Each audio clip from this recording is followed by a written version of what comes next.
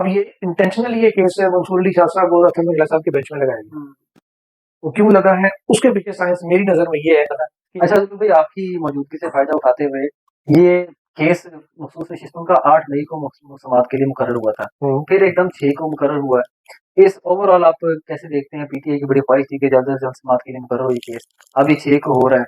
Bench की तश्कील को कैसे देखते हैं? इसका आउटकम क्या आपको आता हुआ नजर आ रहा है? यार 8 से 6 पे आने के पीछे तो 2 रीजन है। नंबर 1 मंसूर अली शाह साहब ने कनाडा और यूएसए के विजिट पे जाना है, जो ऐसी इत्तला सुप्रीम कोर्ट से हमें गर्दिश करती भी आ रही है कि उनका प्लान शेड्यूल विजिट है, तो शायद वो 11-12 को या इसके 15 के राउंड वो पाकिस्तान में ना हो, तो कुछ इस वजह से पहले किया गया। दूसरा ये कि 7 तारीख को केस है जजेस वाला, 6 जजेस के जो लेटर वाले। अब पिछली हियरिंग के हवाले से जो 30 को हुई है उसके हवाले से सुप्रीम कोर्ट ने जब 30 तक एडजन की, तब कहा था कि 30 से हम डे टू डे चलाएंगे। तब डे टू डे चलानी 7 दिन का टाइम आ गया। अब हो सकता है कि वो अगले 2-3 दिन वो केस चले। अगर वो केस चलेगा जाहिर है फिर वो थोड़ा लंबा चलेगा, वो 15 मिनट तो चलना नहीं है। उस केस में मौजूदा बेंच के 2 अरकान शामिल हैं, मंसूर अली शाह साहब और अथर मिर्जा साहब।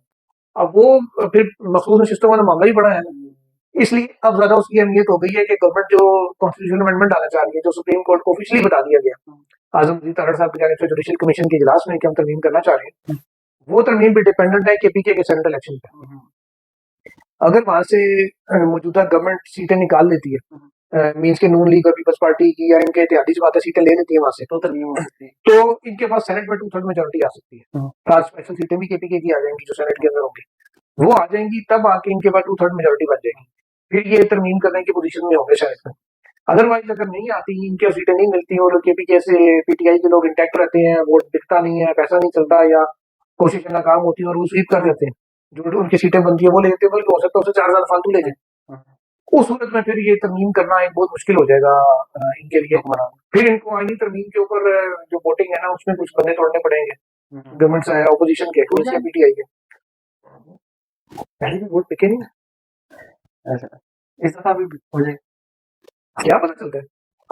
वो जरदारी साहब है, मुझे याद है जब 2018 का इलेक्शन हुआ सेनेट का, तो उन्होंने चारों सूबाई असम्बलियों और कौमी असम्बली मिला के अपनी जो कैपेसिटी थी ना उससे 105 वोट ज्यादा लिए थे।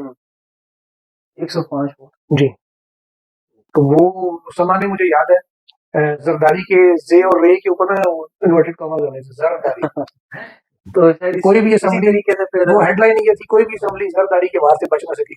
ऐसा मॉडल पे भी सफा फिर जरदारी साहब ने हाथ रखा था, और वो वीडियो तो सामने आई उनकी उनसे मुलाकातों की और सारी, और वो अब मुश्तरका कैंडिडेट के तौर पर सामने आई। अच्छा आखिरी ये बेंच की तश्कील के हवाले से लोग कह रहे हैं कि ईमानी किया है, आपको कुछ लगता है ऐसा? लेकिन जो एक मैं, हो सकता है आपके व्यूअर्स को मेरी बात बुरी लगे, मैंने अपने व्लॉग में भी ये बातें की हैं कि शायद कुछ लोग उसे नापसंद करें, लेकिन बात हकीकत ये है कि सुन्नी इत्तेहाद काउंसिल में शमूलियत और उसकी बेस पे मखसूस नशिस्तें लेना, ये एक पीटीआई की तरफ से कह लें कि कमजोर केस है। अब ये इंटेंशनली ये केस मंसूर अली शाह साहब और अथर मिर्जा साहब के बेंच में लगाया गया।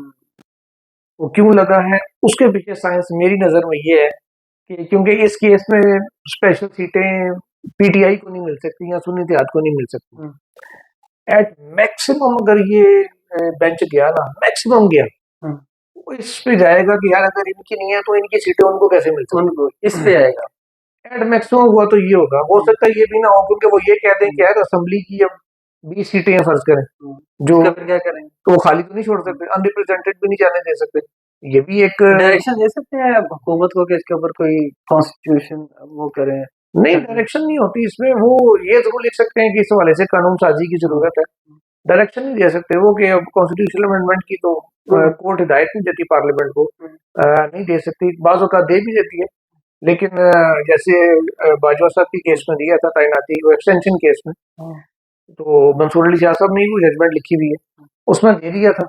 लेकिन ओवरऑल यही है कि पार्लियामेंट को हिदायत नहीं दी जा सकती, पार्लियामेंट को ये तो गवर्नमेंट को कहा जा सकता है कि इस वाले से लेजिस्लेशन करें, गवर्नमेंट बिल पार्लियामेंट में पेश कर देती है, फिर कह देती है कि पार्लियामान ने फैसला किया कि नहीं करना, यानी कि फैसला उन्हीं का है कि बाती नजर में इस केस में पीटीआई को मखसूस नशिस्तें नहीं मिलने जा रही, और उसके नजर में उसके नतीजे में होना यह है कि इस वक्त जो मंसूर अली शाह साहब जजिस केस में और अथर मिर्जा साहब हीरो बने हैं एक पीटीआई के लोगों की नजर में, जनरली पब्लिक में, कि जी ये जज ठीक है, तो जब वो फैसला पीटीआई की फेवर में नहीं आएगा तो फिर इनको जरा ट्रोल करेंगे। ट्रोलिंग होगी, इनके इन पे तनकीद होगी, और फिर वो जो जीआईटी बनी हुई ना वो एक्टिव हो जाएगी। रेख है जी अदलिया की खिलाफ मुहिम पे हम एक्टिव हो गए, हालांकि वो बाबा सत्तार साहब की बारी एक्टिव नहीं हुए, वो मोहसिन अख्तर कैनी साहब की बारी एक्टिव नहीं हुए, वो जहांगीरी साहब की बारी एक्टिव नहीं हुए, अब शायद वो हो जाए।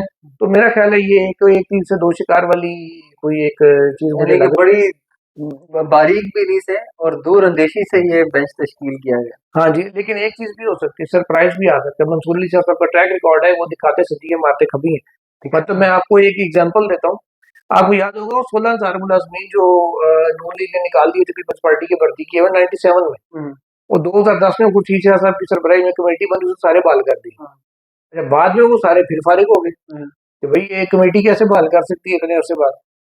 वो मामला सुप्रीम कोर्ट में आया तो बरतरफी मुशीर आलम साहब की सरबराही में बेंच ने बरकरार रखी, हम्म, वो सारे के सारे फिर फारिग हो गए, कोई कहाँ प्रमोट हुआ होता, वो सारे 2010 की पोजीशन में वापस चले गए। उसमें हुआ ये कि जब रिव्यू आया तो बंदियाल साहब की सरबराही में बेंच, तो उसमें लगा मंसूर अली शाह साहब उसका हिस्सा थे। हाँ, शाह साहब कंटिन्यूसली एक ही सवाल पूछी है पहले दिन से आखिरी दिन तक, सिर्फ ये बता दें चंद लोगों के लिए कानून कैसे बना दिया, चंद लोगों को नवाजने के लिए कैसे कर दिया, इनका ये है तो जिनके बाकी राइट से मुतासिर हुआ, जो जो लोग काम कर रहे थे उनके ऊपर इनको घरों से लाके सीनियर बिठा दिया गया, एक एक बंदे को करोड़ों रुपए की अदायगी होगी, पुरानी तनख्वाहें मराद सारी, उनका क्या कसूर था, भर्तियां अगर नहीं क्यों नहीं की गई, जो नए यंग लोग आ रहे हैं उनका राइट था, उनको क्यों नहीं किया गया, इस तरह की इतने ढेर सवाल उन्होंने किए। और ये भी कहा कि जी गवर्नमेंट को ये इख्तियार कैसे था कि वो इस किस्म की बैक डेट से लेजिस्लेशन पार्लियामेंट कैसे करती है वो। अब इसके ऊपर सारों ने कहा कि भाई ये तो 3-0 से फारग हो जाता है।